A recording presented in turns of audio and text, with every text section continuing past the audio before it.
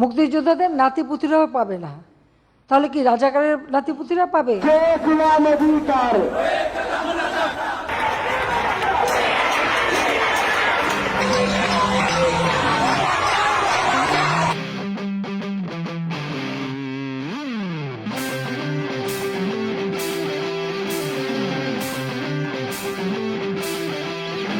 মোরা ঝঞ্ঝার মতো উদ্যম, মোরা ঝর্ণার মতো চঞ্চল, মোরা বিধাতার